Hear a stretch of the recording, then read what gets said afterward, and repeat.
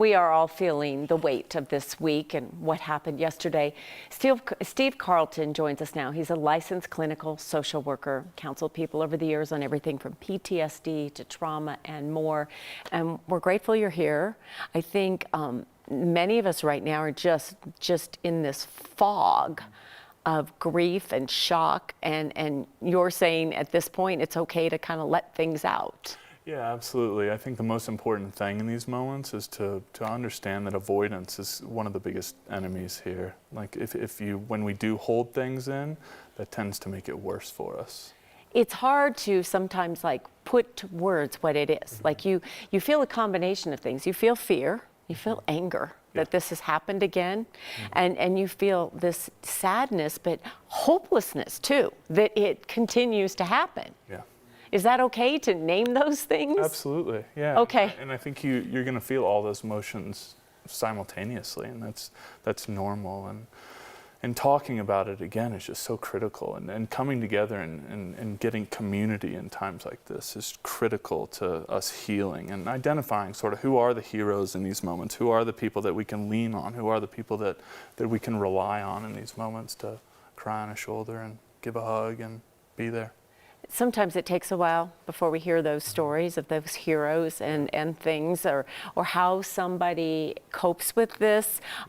In the short term, what do we do? Do we try and focus on the fact that that's coming, or do we I don't know, what do we do short term? I think in the short term, people have to stick to their routines. Right? Okay. I think the common reaction here is to go inside and to isolate and shut down and use substances and move away from all those healthy routines that you typically do. When we're mourning, we feel like we owe it to halt life, and that can over time start to stack up and have consequences for people. You're a parent. Mm-hmm.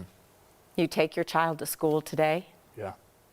It's in your head. It is, yeah. Yeah, I got a call this afternoon from the school, and you can't help but sort of your heart drop a little bit and just be worried. I just can't imagine what these families are going through. It's absolutely devastating.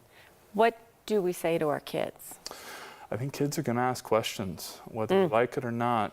Kids are exposed to this, and kids are going to find out. They're going to have questions. Parents need to know we don't have to have all the answers. We want to have all the answers, but we just don't, especially in situations like this, and that's okay. And talking to your loved ones, talking to friends and a therapist or professionals that sort of know about these things, and I think they're going to also tell you the same thing as well. You don't have to have all the answers. All we have to have is an ability to listen and to share in that emotion and that difficulty. When you say talk to somebody, I think that's so important. Mm-hmm. When does that, I know we should look out for one another. That's the whole thing. Listen to one another and then mention it if you think somebody needs to talk to somebody. But when do we know for ourselves, okay, it's time? I think how it typically shows up for people is in those kind of small moments. This type of stress for people, when you hear about this happening again, it carries differently, and it spills over into those other areas of life that are just normal day to day. Getting my kid to put his shoes on in the morning, or doing the dishes, or something small happens, and then it starts to spill out. I think those can kind of be those early flags of this isn't. I'm not doing like I'm well. not coping. Maybe I need some help. Maybe I need to talk to somebody. Well, thank you for talking to us, Steve. We appreciate it, and we hope more people do talk, because we're all going to need to in the days, the weeks, the months ahead. It's critical. All right, thank you. So if you do need to talk to someone, remember, help is a call or a text away. Colorado Crisis Services is available 24/7. That number's on your screen, 844-493-TALK. You can also text the word TALK to 38255.